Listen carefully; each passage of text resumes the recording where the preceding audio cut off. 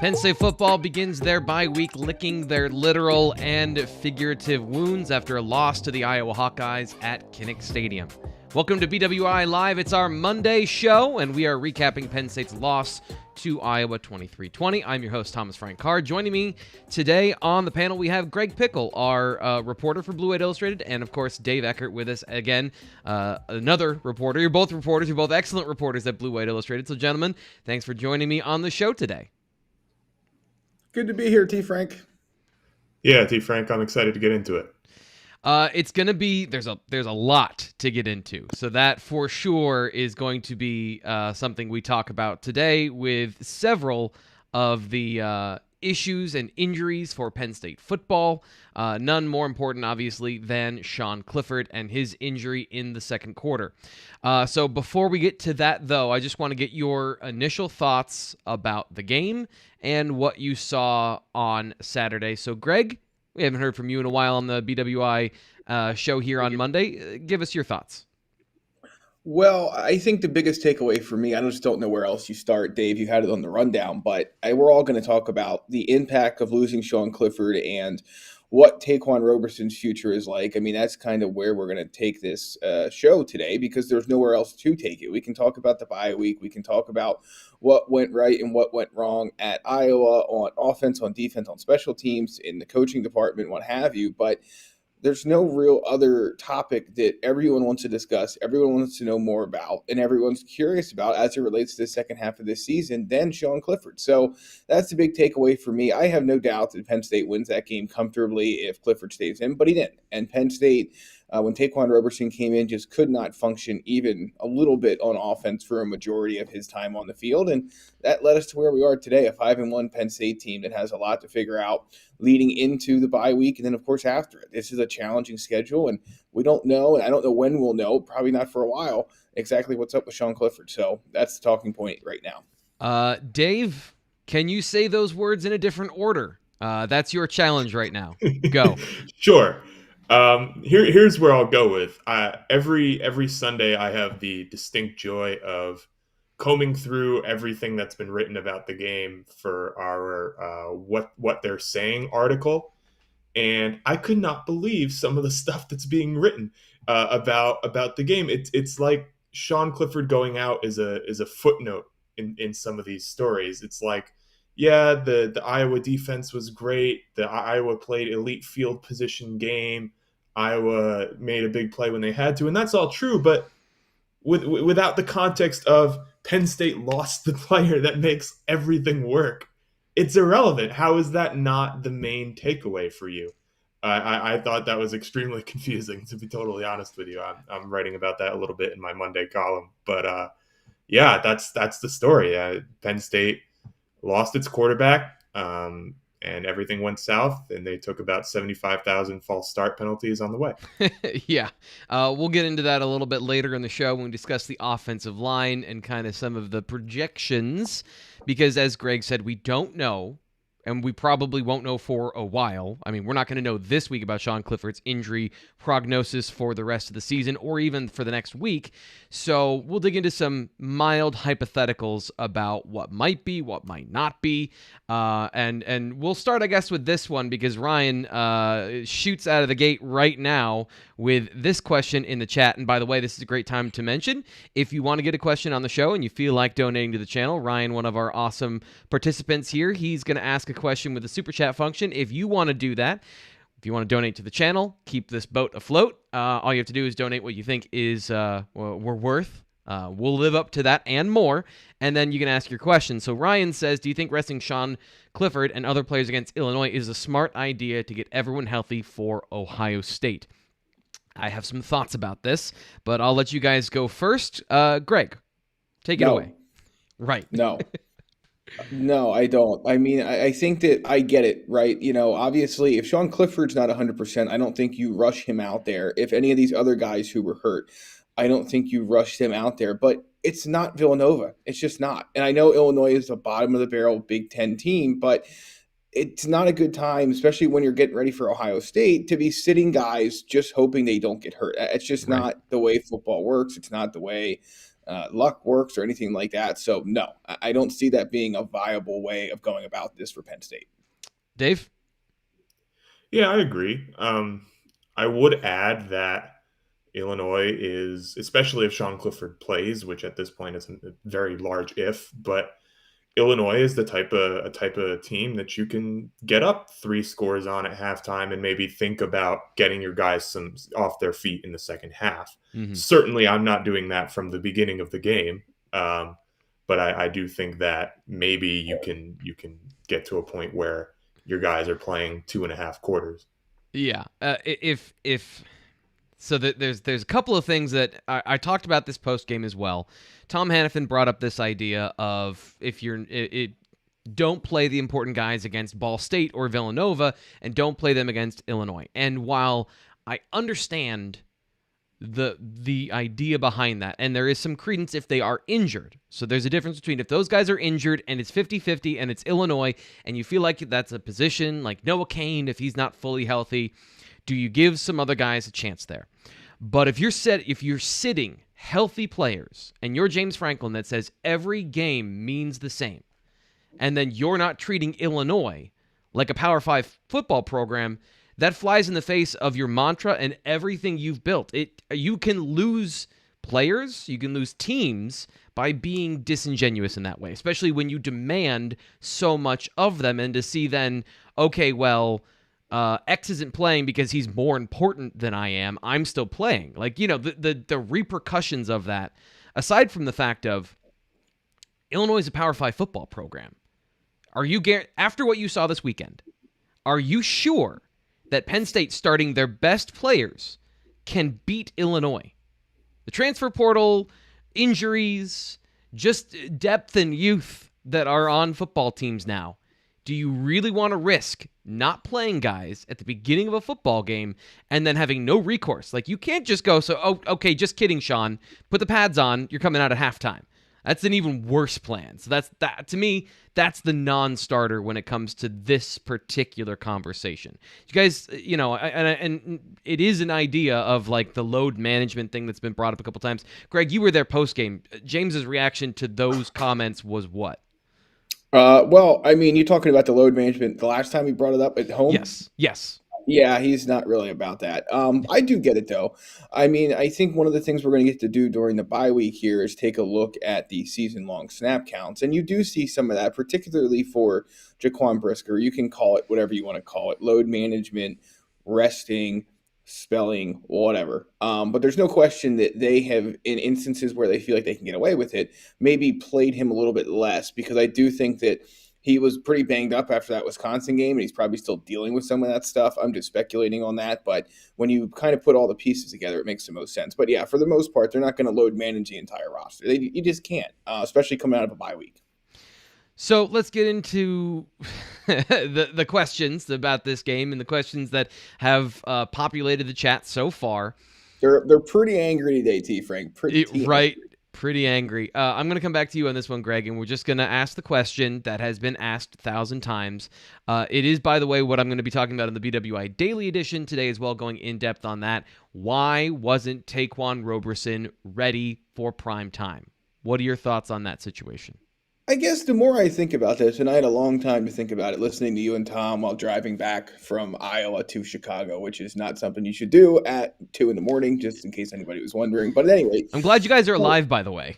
Yeah, we listened to pretty much every BWI Daily and the post-game show from the week before, and we got through it. So youtube.com/Blue White Illustrated if you ever have to do the same. But yeah, I mean, I look at it like this, guys. I don't know if the prevailing thought here is, why wasn't Taquan Roberson ready? Because that implies that your backup quarterback should be ready to go into a road top 5 matchup against a number 2 now team in the country and perform just like your starter, which there's not many instances across the country of that being the case. So you use the word ready kind of, I think that's framing it wrong. I think the question is, if Sean Clifford and Taquan Roberson are treated the same in practice, which we assume that they are, why were some of the things such as the snap count taking so long to get fixed? And why were, the offensive players? I mean, I get there's a comfort factor, but these guys know who Taquan Roberson is. It's not like he's a true freshman. If you put Christian Bauer in and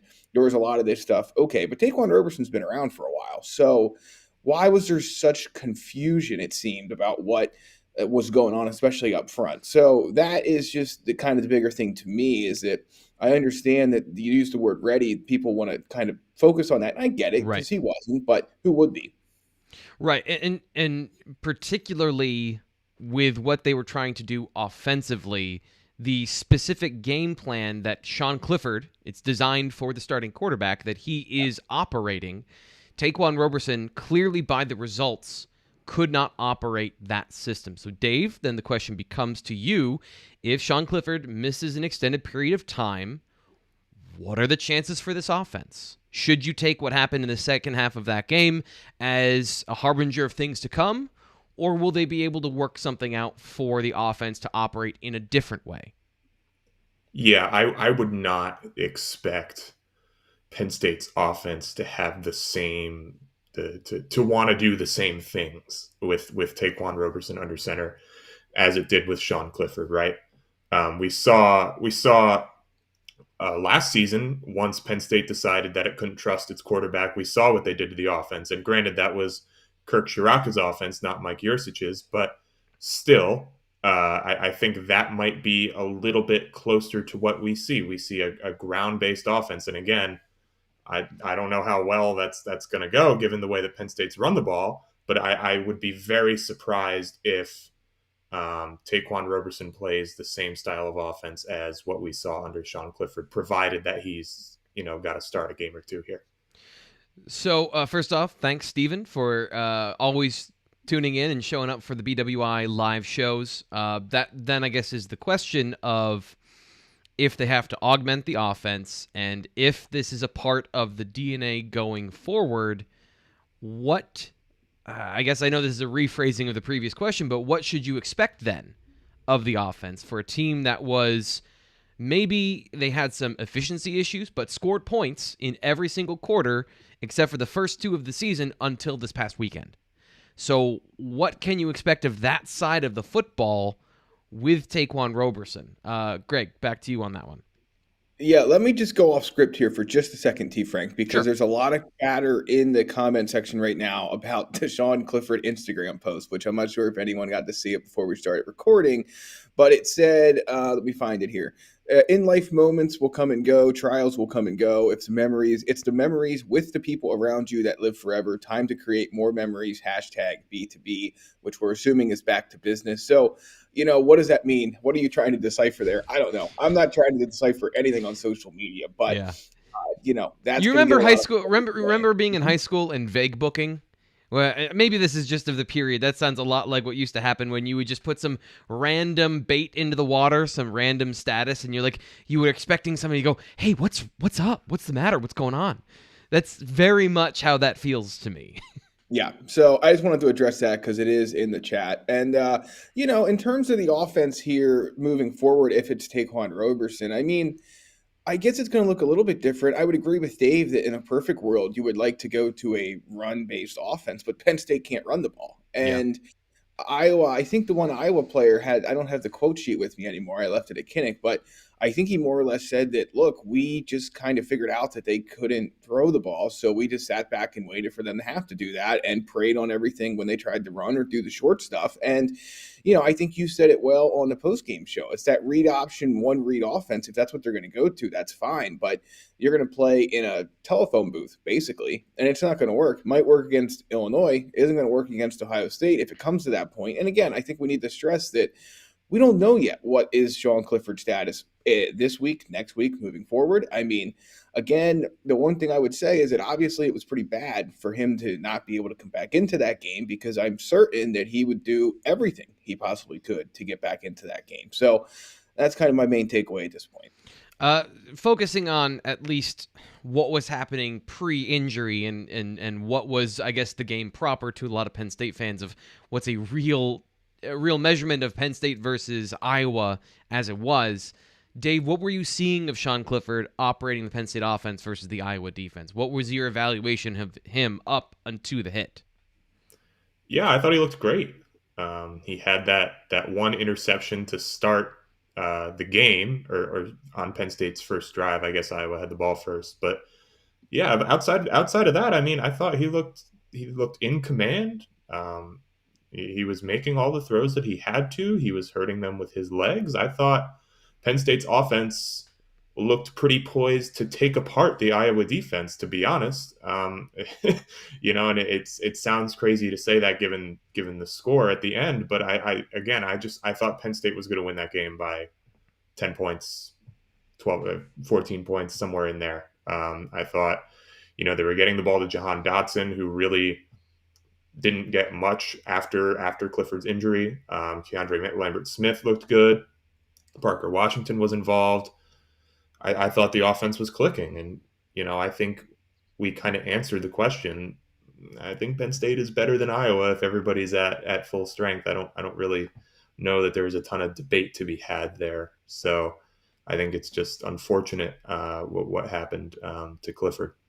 So one last kind of broad topic. We spent a lot of time talking about both quarterbacks today.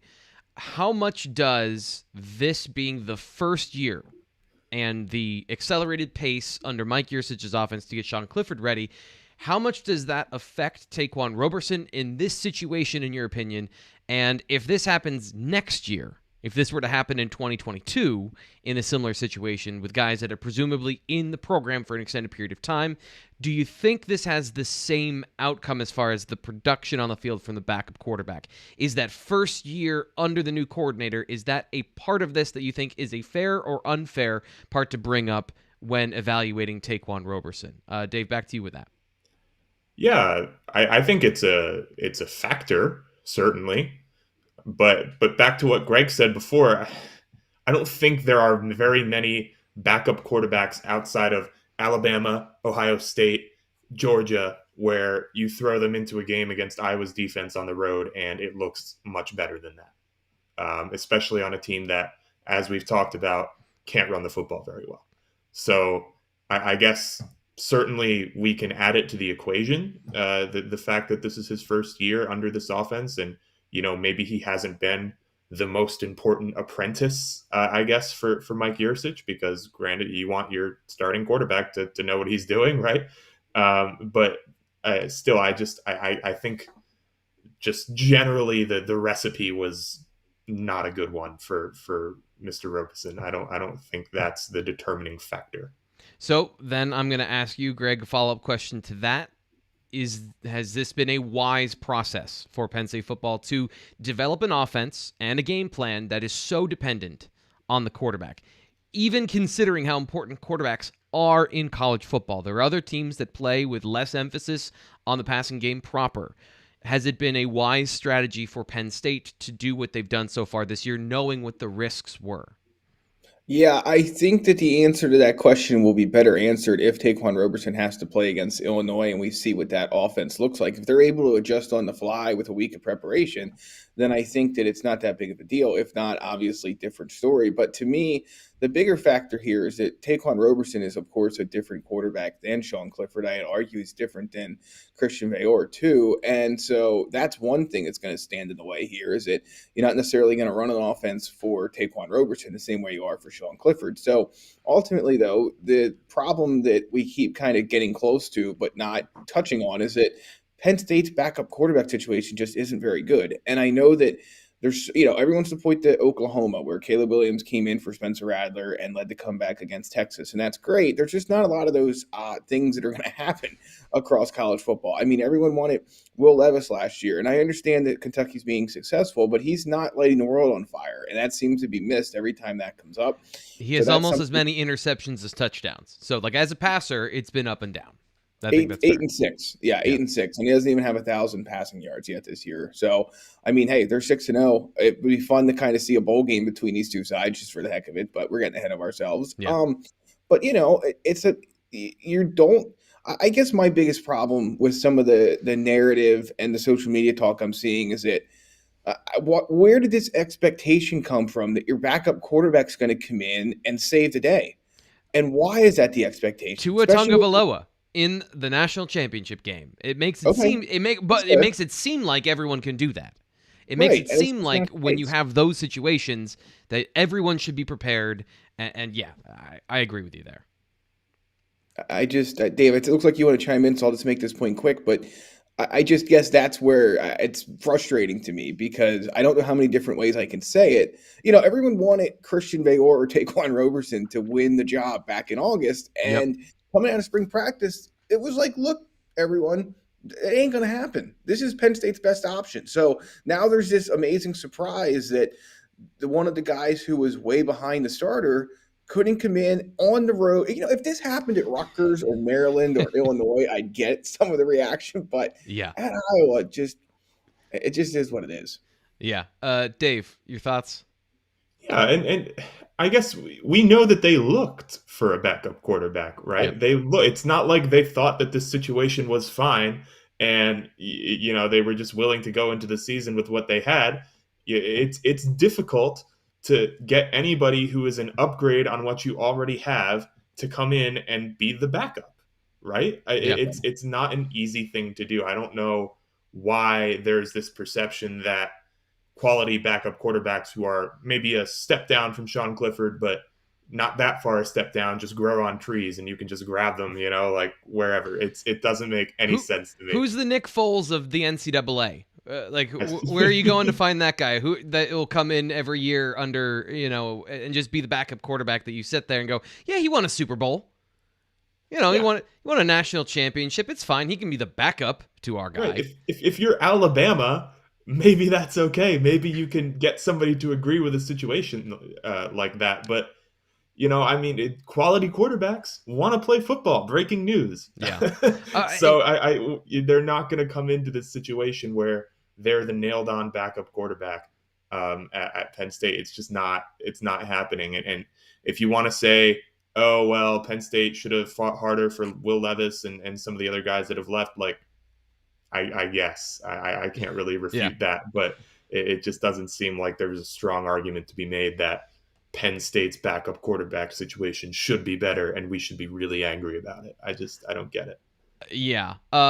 So I'll give one last thought. I know we've given one last thought 3 separate times on this situation, but do you think Nick Saban wants to be playing a true freshman quarterback this year?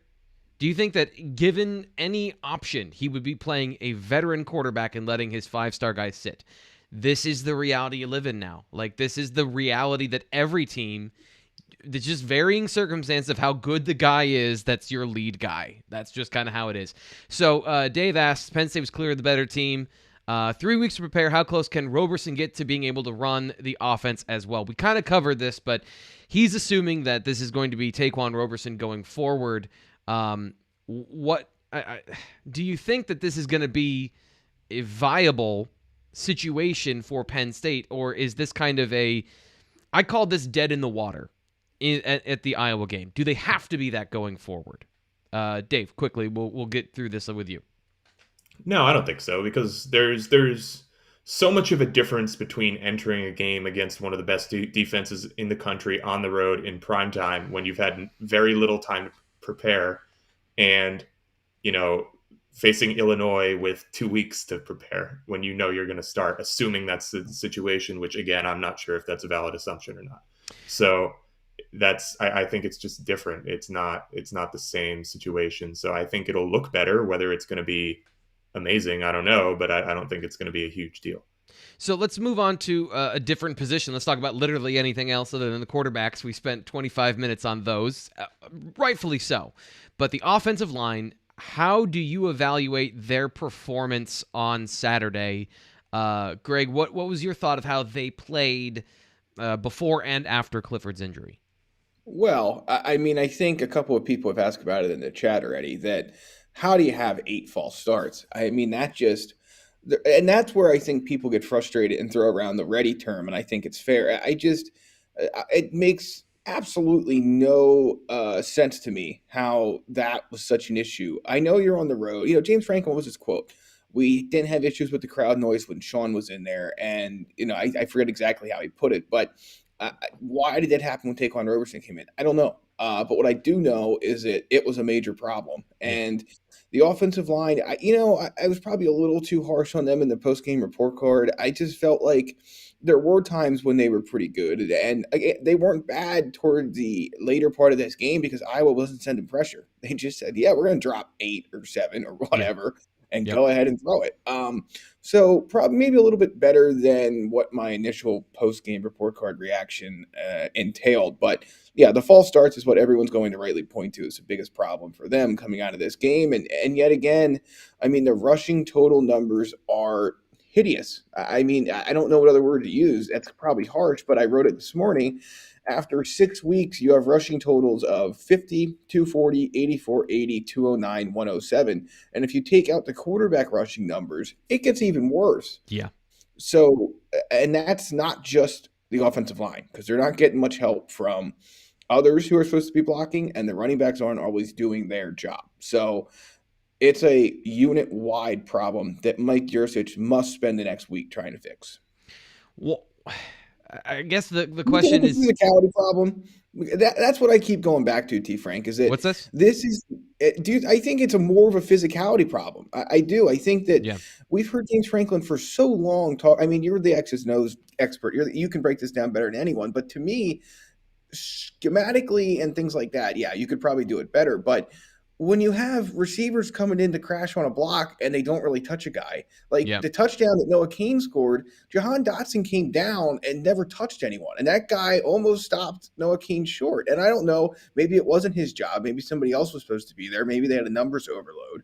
But I just watched him really come down and not touch anyone. The tight ends whiff on blocks all the time. And the offensive line doesn't always get that nasty, mean push up front to open things up. So, if that's the problem, I don't know how you scheme around it. So it's how do you operate the offense? And this, again, kind of leads back to the conversation about the quarterback is you need to protect him. So, okay, who are best pass protectors? Find those guys, and then can we teach those guys to run block? Because there are bigger, stronger physical guys you would presume just based on size, literally just based on their listed numbers on the depth chart, to be on the offensive line. But Juice Scruggs is a better athlete, better pass blocker, probably better in the outside zone system where he can actually get those reach blocks. He actually has taken a bit of a step forward. But I was taking a long look at Mike Miranda and like, what is the issue? Because he's over 300 pounds. He was a good guard. When it comes to how he blocks, his hips are never engaged. He leans on players and never actually comes through into the block. Now, I don't know if that's coaching. I've watched Phil Troutwine coach. It's not like he doesn't emphasize these details, but if you just can't get a guy to do it because he doesn't want to lose the block and he doesn't want to lose his man, I don't really know what to tell you about that. Eric Wilson was brought into the program. He was a tackle at Harvard. He was not able to weight train because Harvard didn't play football last year, so he's 300-ish pounds on a bigger frame, and he can't move people. But these guys have done a very good job, especially the interior, of being pass blockers. And in that game, when Sean Clifford was healthy, they were not giving up pressure. And when there was pressure, it was a blitz. Sean Clifford was hurt, by the way, in the pocket on a blitz. So Iowa was forced to do something they didn't want to do, which is bring 5 guys after the quarterback because the Penn State offensive line was holding up.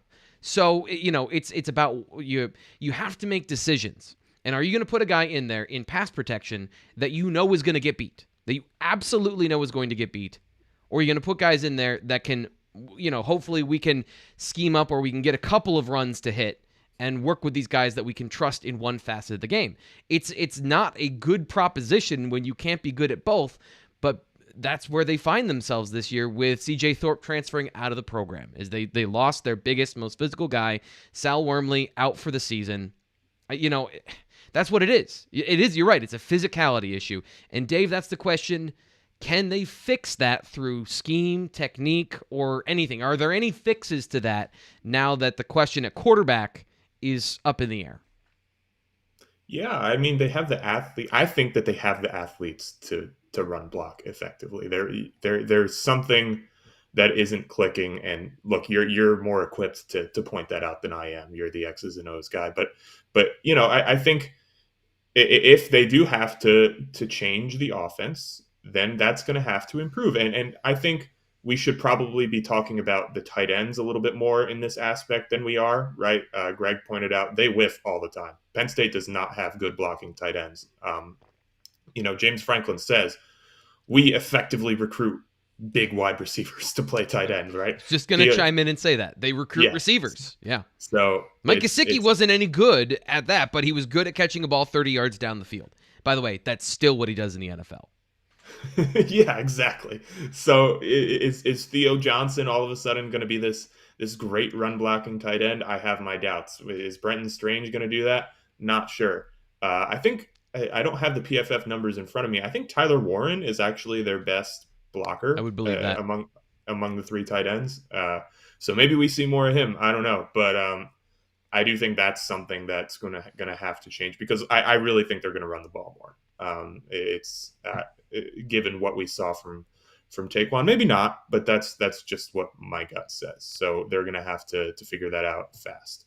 Are there things you can do, or what would you, Greg? What would you do if you can't fix the offensive line proper? Are there things that you would do, or what would you try? What would you throw up against the wall to see if you can get some more efficiency out of your running game? Yeah, it's a great question without a great answer. I mean, again, you have other blockers besides offensive linemen who don't always do their job. So asking those guys to do their job more would be great, but you don't have necessarily replacements at any of these spots who are ready to come in and do it better. I think that's just this fact of the matter, is that, we don't know how long John Lovett and Devin Ford are out as running backs, and what does that mean for this offense moving forward? We don't know if there's really any alternative to the top four at receiver. It certainly doesn't seem like it. I'm not sure you want to take any of those guys off the field anyway, but it's going to be more of the screens, more of the quick passes. That's really the only option that you see, and that's why you see it all the time. I know that there were some message board posts over the weekend with people frustrated by how often Penn State goes to that, but if you can't run the ball and you can't hold up long enough in the pass protection side of things, then you better get it out as quick as you can and just let your fast guys run fast. That's simple, but not the only way I can think of fixing it, and just hope that teams don't start sitting on that, or if they do, you're able to exploit them elsewhere. So we'll see. It's not a particularly splendid situation, but it also feels like we're maybe, and I think this is what happens after every loss, but I think that some of the conversation we're having is a little bit to the point of that acting like this team isn't 5-1 and didn't just lose by 3 points against the top 5 team or number 2 team in the country. They did, and they almost won that game. So I think that's important to keep in mind, as well as the perspective here, is that, they're not doing some things as well as we think they should be, and we don't know if they're going to have the best part of the offense that they can, but at the same time, they're still 5-1 heading into that midway point of the season. There are just not many people out there who thought that was possible. Dave, through 6 games so far this season, Jahan Dotson has been held under 100 yards receiving in 4 of those games. He's gone over 100 twice. Have teams figured out how to stop Jahan Dotson? No, I don't think so. I think what you saw from him against Iowa was more of a function of, again, the quarterback than it was anything that he was doing wrong. I don't think so. Jahan Dotson is still making plays. He had a touchdown, I think, in 6 straight games before this week. Jahan Dotson is Jahan Dotson to an extent. Maybe Penn State's depending on him a little bit less this season. That's possible. They have some other playmakers who we feel pretty good about, but I don't think that just because maybe the yardage isn't as crazy as it was last season that teams are figuring him out. I think he's been a very important asset to Penn State's offense the entire year. By the way, if you got any questions, we're taking your questions today on the BWI Live Monday show. We're recapping Penn State's 23-20 loss to Iowa. Spent a lot of time today. If you're joining us late, talking about the quarterbacks, we've addressed the backup quarterback situation, the false start situation, Sean Clifford, some questions moving forward. We're kind of moving through the other position groups as we go throughout the show. So if we welcome any questions, and if you want to use the super chat function, more than happy to assist you with that. And thank you for everyone who's donated so far. So Keandre Lambert-Smith played pretty well, I think, early in this game. Have you seen a step forward from him, Greg? And is that going to be something, getting more guys involved at the receiver position, that's possible now if we don't know who the quarterback is? Or is this going to become very dependent on then your best players at those skill positions? Keandre Lambert-Smith has been a really nice surprise for me. I think that there's still some consistency things play in and play out that once he gets those in order, he will be the best version of himself, or at least close to it. But he's pretty darn good so far. I mean, I think one of the more interesting things is that Penn State came into this season. We knew about Washington. We knew about Dotson. But you didn't know about any of the other, receivers after that, whether it would be Keandre Lambert-Smith to step up, Daniel George, Cam Sullivan-Brown, what have you. But outside of Cam Sullivan-Brown, Keandre Lambert-Smith, and the two starters, there's a pretty good drop-off. So you need a Keandre Lambert-Smith to step up the way he did, and he has. So I think it's been a positive start to the season for him. Are there any other players that you're looking at, Greg, as far as the skill positions that you think are going to be important moving forward for Penn State on the depth chart? And we haven't addressed the running back situation. Are there any guys there, given the new injury news from James Franklin post-practice, as Greg has talked about, with both, he say Devin Ford as well as John Lovett being injured in the Iowa game? Yep. Yeah. I don't know what happened to those guys. Lovett, if I'm not mistaken, returned the opening kickoff or was on the field for it. And then in the second half, he was in street clothes with Sean Clifford. So that was confusing. I'm not 100% sure what happened there. All I can assume is that he went through warm-ups, felt fine, and went out there for that one play, and whatever was ailing him must have felt so bad after that it was going to be a no-go. Devin Ford, same thing. I didn't catch what part of the game that he was hit in, so we'll see how that works out long term. But there's some of those hidden special teams plays that everyone's flying around the field we don't necessarily get to see in depth, and I'm wondering if that might be on a punt return or something like that where somebody was injured. But let me just address one of the things in the chat here. Steve will ask about or Steve I don't know, sorry if I mispronounced that, but this prevailing thought that Kevon Lee needs to get the ball more. Don't disagree, but I guess my biggest challenge so far, and we heard Mike Yurcich talk about this a little bit the other day, but no one steps up and takes control, and including him.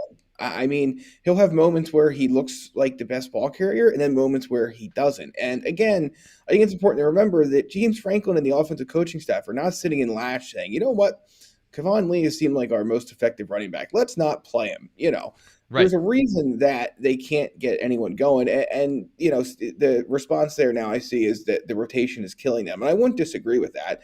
But at the same time, I think that there's moments where Noah Cain looks like an old self. And then there's moments where it's like, wow, he's playing through something. And then so, if you want, Kevon Lee to be the main guy, that's fine. But he needs to show he can be. Because right now, none of those guys are. And that's the problem. So I agree with the point to an extent. I still just need to see more. I'm not in the camp that a lot of people are at this point where it's Kevon Lee, run 24 all game, every game. I need to see a little bit more. But I wouldn't disagree that he has the talent to take over and has had moments where he is, very, very good. He had 3 yards of carry on Saturday, right? I mean, those aren't like maybe he was Penn State's best running back from that perspective, but it's it's not the numbers aren't huge in his favor either. So it's again, like Greg said, there's reasons for this stuff. If you could give Kevon Lee's legs to Noah Cain, the offense would be fine from a running perspective. Whatever's going on with Noah Cain and his lower body or the leg drive that isn't there, that's affecting his effectiveness. And I've talked about this a billion times so far this season of he's a power back that clearly has no power in his lower body. Kevon Lee, all of the skills that Noah Cain has, from decision making at the cut point to his ability to make decisive moves in the hole, his agility, his vision is the biggest thing that Noah Cain brings to the table, and why they haven't been able to sit him and let him get healthy. Because they need him in those situations to find the hole, cut into it, and get 4 yards. Just fall forward for the 4 yards. That's what the game was reduced to in the second half of, don't lose yards. Get 2 or 3, let's set up 3rd and 4, and then see if we can find something, either run or pass. Just don't lose yards. That's what the game plan was when Taquan Roberson was facing Iowa. Kevon Lee struggles to find those holes and make those decisions. That's why he's not getting more carries. Yes, and I agree with that 100%. And just you made me think of something that's a very good overall standpoint. Nate was really hammering this on our drive back to Chicago on Sunday morning. But, if Penn State doesn't have a chop block penalty followed by a false start, if they don't consistently – I know Iowa kept pinning them deep, and then they would pin themselves even deeper. So yeah. Jordan Stout was punting out of his literally own end zone. Sometimes on the goal line, sometimes at the back of the end zone. And if Penn State gains just a few more yards, they win this game, I think, on field position alone. And we're talking about this in a much different context. So I just felt like throwing that out there as well. So let's move on to the defense. And this is something, again, that's come up in the chat as well. Tariq Castrofield start here. Should Penn State fans be concerned about their senior cornerback and his play so far? Dave, what are your thoughts? I'm guessing the thing that's bringing up that question is the missed tackle that he had for, I think it was like a 40-yard game or something. Not great, but if you look at his coverage numbers for the season, right? He's been targeted 29 times. He's allowed 14 receptions for 183 yards. So that's pretty good. I'm not worried about Tariq Castrofields from a coverage standpoint. Does he miss a tackle every now and again? Yes. But I also think Penn State fans are maybe a little bit spoiled by what they see on the other side of the field with Joey Porter Jr., who is a phenomenal tackler for a corner. I'm not concerned about Tariq Castrofields. I think he's an asset. And even if he wasn't, I think there are some guys behind him that can play at this level if you need to make that switch. But certainly that is not a position where I have any concern for Penn State really at all. Greg, Jaquan Brisker is, aside from a nagging shoulder injury that doesn't seem to be getting better, but doesn't seem to be getting any worse. And you have Jair Brown, who at the point of the start of the game last week was tied for the lead in interceptions of the Big Ten, and Joey Porter Jr., as Dave just mentioned. Is Tariq Castrofields being the victim of being the weak link in a very good secondary, or are there real concerns about his play in your opinion? Yeah, I mean, Peter hits the nail on the head in the chat. I mean, the tackling is the biggest issue. He is in a place right now where he just doesn't always wrap up well enough. It's a lot of shoulder throwing, rather. It's a lot of just he's close, but it's not close enough. And that leads to, I think he's one of the higher percentage missed tackle guys this season. He has like 7, and I think Brandon Smith might have 8, something in that ballpark. And that doesn't sound like a lot, but when they come in key moments, as the one did against the Hawkeyes, they stand out in a big, big way. So, again, I guess the answer to that question is probably I think it probably has, if he was if there wasn't a Joey Porter Jr. or a Jaquan Brisker or a Jair Brown or even a Daquan Hardy, I think that we probably would view Tariq Castrofields in a different way. Teams aren't always throwing his way, and I think that's important to point out as well. Yeah. He's playing better than I think what many fans will give him credit for, but the reason that there's criticism is because in the bigger moments or when a big stop has to be made, he's probably not the guy you want in the position to have to do it. Yeah. At least from a tackling standpoint. Playing the ball, different story. But from a tackling standpoint, if there's 2 yards to the first down, I think there's probably better options on the roster for that situation. And to your point, some of the bigger plays late in the game, I believe it was against Auburn, where he gave up those easy yards underneath, didn't make the tackle, let the guy get out to the sideline, was beaten on a couple double moves that weren't completed. So there are some things, and I think what Dave pointed out is that Some of it may be lucky one way, some of it may be lucky another, but he's playing well enough so far this season. Certainly is not the reason that this defense was in position to lose that game, I don't think, in the game against Iowa. So let me ask you then the follow-up question of that defense almost created a living memory of a game against Iowa where they were basically the only side of the football playing for Penn State, playing the entire game in the second half essentially, and they come up just short, especially the secondary with the blown coverage at the end by Jair Brown to give up the touchdown. How do you view the performance of the defense in that light, Dave? I tweeted, actually, it was like, for my hockey fans out there, it was like a 30-minute long penalty kill where the other team keeps coming into the zone and you've just got to get the puck out any way that you can because you're not going to do anything on the attack. So it was, I thought they played well, guys. I mean, I really have a hard time criticizing anything about Penn State's defense in that game. Look, was the blown coverage a problem and the thing that lost in the game, I guess, but generally they limited Iowa to 300 total yards. They were backed up in the shadow of their own end zone, like it felt like the whole second half. Iowa scored on 5 drives. 3 of those drives were started in Penn State territory. Mm-hmm. So I just have a hard time getting on the defense in any way. I thought they played about as well as they could have given the situation. If you want to say, maybe you'd like to see them come up with a turnover in the second half there to maybe change the game a little bit. But this isn't an Iowa offense that gives you opportunities to do that very much. So I really can't get on them. I thought they played really well. Quick aside here, Greg, I'm going to, just like asking James Franklin this question, which is basically a burned question, do we have an update on PJ Mustipher after the game with his injury?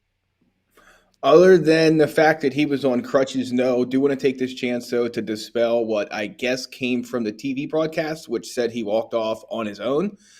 He most certainly did not. He was helped to the sideline by trainers, went immediately to the injury tent. I can't say with 100% certainty if he ever went to the locker room prior to halftime, but regardless of that, he came out of the locker room after halftime on crutches. So that's what we know at this point. Obviously, you don't get crutches if things are rosy and good. So, right. I mean, sometimes it's precautionary more than anything else, but I do not have a great sense for what more they will get out of PJ Mustipher this year. Fingers crossed it's something that he can come back from. Fingers crossed that it's just maybe a week or two of rest, relaxation, ice, whatever, and he's good to go. But certainly the fact that he was on crutches is not ideal. Yeah, speculating about injury, always a dicey thing. But it's what everybody wants, and it's the worst thing you can possibly do. It really is. Number one, it sets up this false sense of possibilities one way or the other. Yep. If we sit here and tell you what we think it is, and then it's, we could be on the right side of it, and the guy's out for exactly the amount of time we think because he has the exact injury we think, or we could be super wrong, which either sets up people to think the guy's going to come back sooner than he is, and then that people will complain about that.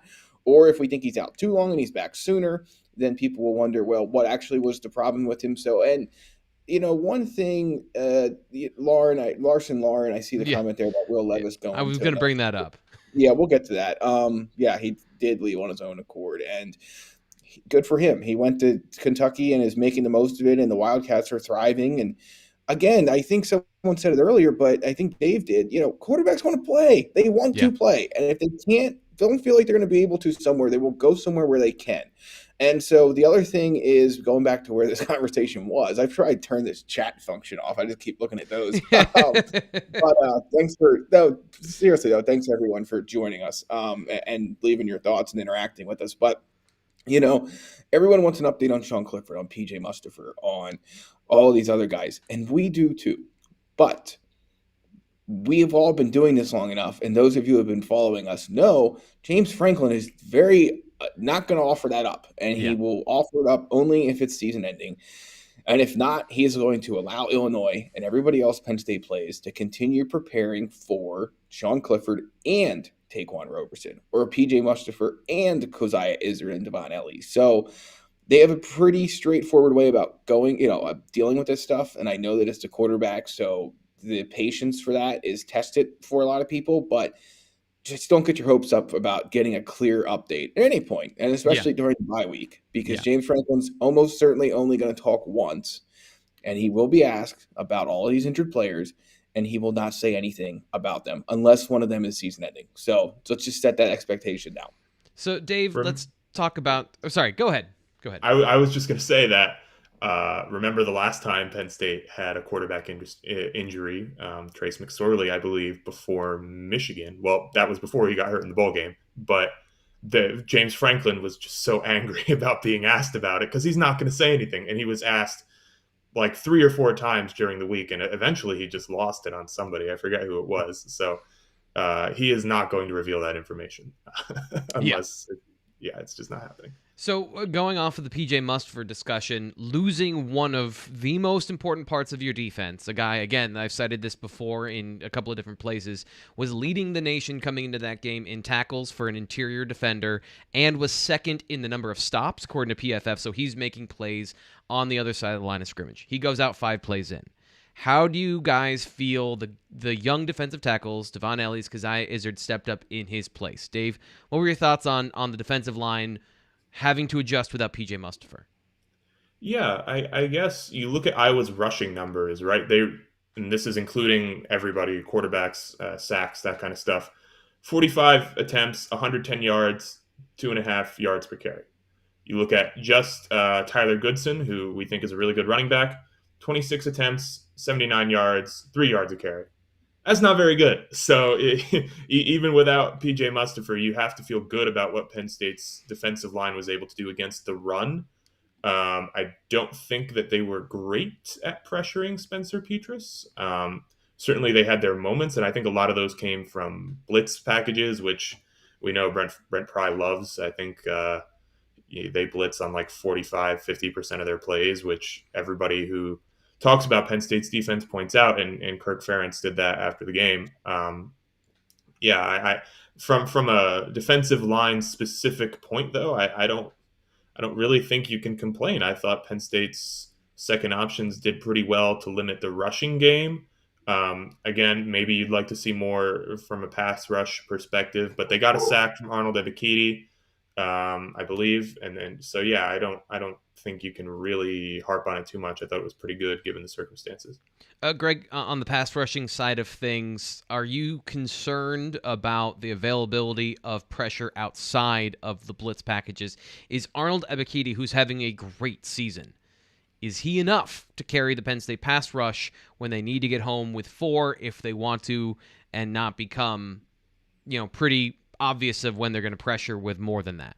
Yeah, I mean, I think between him and Lucetta, they're in pretty good shape. Jesse Lucetta was wonderful in this game, just wonderful. I mean, he was constantly chasing guys down, and I think he was probably overlooked in this game because of the way it played out. But yeah, he was tremendous. Arnold Ebiketie's been tremendous, and the fact that I thought for sure that when PJ Mustipher went out, Tyler Linderbaum, the All-American center for Iowa, who could be a top 10 pick, was going to take over that game, and he really didn't. So that says a lot to me about where Devon Ellis and Keziah Izzard are. Impressive stuff for those guys. Obviously, Derek Tangelo played well too. But yeah, I don't have any real issues about Penn State's 4-man pass rush at this point in time.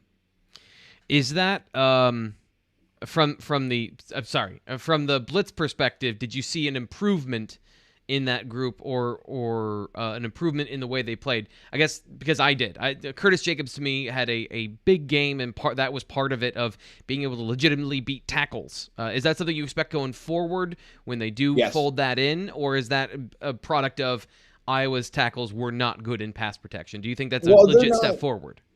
Yeah, they're not as good as past Iowa offensive lines. There's simply no question about that. But I do think that, and Dave, I'll throw this to you. I'm not sure if this was for you or me. So I was distracted by a question in the chat, and I wasn't expecting you to stop talking. So thank you for saving me.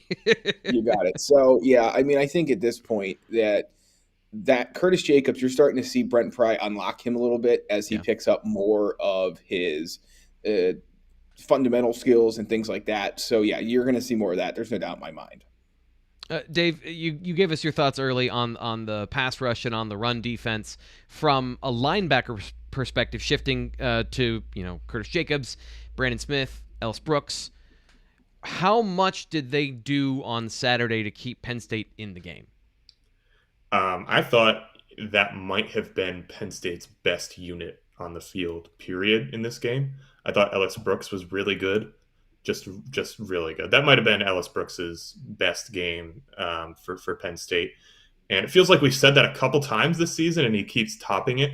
And for me, he was a question mark heading into the season, and I feel stupid for thinking that now because he's been awesome. Um, but then Brandon Smith had a pretty good game. I thought Curtis Jacobs, as you and Greg pointed out, was phenomenal. So yeah, I thought Penn State's linebackers were really good in this game. And Ellis Brooks playing with a cast on, which was new pregame. I know, Greg, you were reporting that before the game. Was there any sort of follow-up? Did you ask him about that or anything? I know this falls into the bucket of injuries, but given there's literally a cast, was there a story or anything associated with that, either after the game or from James or anything like that?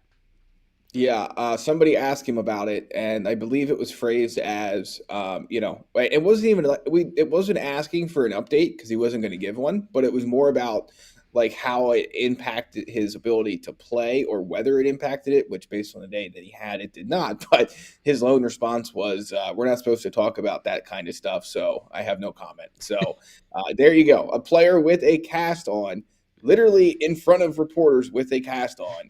What are you talking about? Going to talk about his injury and health situation. So if you think you're going to find out about Sean Clifford or PJ Mustipher if it's not season ending, I got bad news for you. Yeah, it's basically like, I don't know what you're talking about. My hand is fine. By the way, I believe either 0 or just 1 missed tackle from a guy with a cast on his hand. And yes, from the film review, I do a breakdown of him specifically on the defensive side of just how good he was on Saturday. So Ellis Brooks.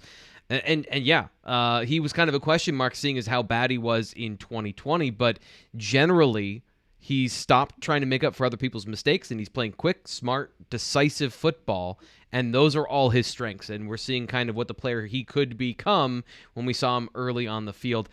Tyler is in our chat. He throws us this question. Tyler, if you want to go back and watch the beginning of the show, we kind of talked about this, but we can touch on it quickly again. We spent a good half of the show talking about the offense and Taquan Roberson.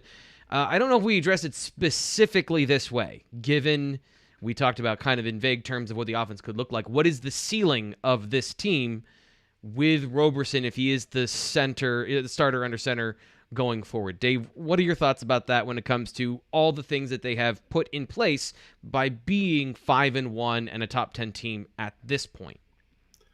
Yeah, I guess I would like to see him start a game that he's prepared for before I really dive too far into that. But Penn State's defense can win a lot of these games for Penn State if Penn State doesn't turn the ball over and Penn State does enough. They're going to have to get the running game going a little bit for that to happen, I think. But, do I think they're going to go beat Ohio State on the road with Taquan Roberson? Probably not, if that's the situation that we encounter here. But could they win most of the other games on their schedule? Probably. I'm not saying that I think that they will, but I don't think there's a game that's not winnable outside of Ohio State if Roberson is the starter. Michigan comes to town. You got to go to Michigan State. Those are tough games, but with the defense that Penn State has been playing, I don't feel like they're out of the question. So I guess the ceiling, if we're going to use that terminology, would probably be 10-2 for me, just because I don't think Ohio State is happening. But I think they could win those other 2 tough games. Greg, do you agree with that? Yeah, ceiling would be 10-2. Worst case would be you lose to Ohio State, you lose to Michigan at home, you lose to Michigan State. That would be the worst case. I guess, and I know we're getting tight on time here, so I'll try and keep this brief. But 2 drops went against Taquan Roberson. He showed some good things with his mobility. Run would be the name of the game, I think, if he had to be the starter long term. But if Brenton Strange doesn't drop 2 passes, it'd probably go for first downs. Might be talking about this game a little bit differently. They did some nice quick hit things that if blocked a little bit better in front of the guy catching the screen or the flare or whatever, could have been a little bit better. I mean, I know that, again, I'm not trying to make excuses here or make it sound like Taquan Roberson played some wonderful game, because he did not. But if you're going to focus on all of the negatives, then at least pick out a couple of the positives when you're trying to look at what this team can do moving forward if he had to be the guy, is the one thing I will ask people at this point. And it was not a great performance, clearly, but I think there are some obvious things that you could pick out and say, you know what, these are the things we can hang on to if you're a Penn State fan as a positive if he has to play more. Dave, any final thoughts about this game for you as we put a bow on Penn State and Iowa? Yeah, it just feels it feels like 2 different games to me, and I think you kind of see that reflected in some of the polls too. I think Penn State is still ahead of unbeaten Michigan in the AP poll. If Penn State had lost this game with Sean Clifford under center, I don't think that would be the case. But yeah, it just feels it feels like it shouldn't count. It kind of feels that way. It does count, and there might be some circumstances that Penn State has to deal with moving forward, but it just feels like an opportunity that was taken away from Penn State through circumstances that were pretty much, not in its control. Greg, final thoughts? Wrap up the show for us here. What are you thinking about as Penn State exits this game into their bye week? Don't waste it. Do not let Iowa beat you twice is really how I look at it. You have to be at your best in terms of recovery, in terms of rehab, in terms of doing whatever it takes for the guys who are going to have to step into roles. Because obviously they know in Lash what's up with Clifford and Mustapher and everybody else. So those guys have to be ready to take any steps that they have to if they're going to be asked to play more on offense and defense. So just don't let Iowa beat you twice. Get in there, get the film study done. Obviously, these guys deserve a little bit of a breather, right? I mean, it's been a grueling 6 weeks, so definitely build in some time for that too. But don't let the sting of this loss put you in a position where you're not ready for Illinois week coming out of the bye, is my big takeaway right now. Yeah, and I think that's a fair point. You got to make sure you use this opportunity to have a hard reset. If you're the coaching staff as well, do some self-scouting, look outside the box, and if you do have to play without Sean Clifford for any time, this is the moment to make those plans. And I'm not saying install a new offense, but have a plan going forward for how you're going to play against Illinois and going forward with your new quarterback, Taquan Roberson.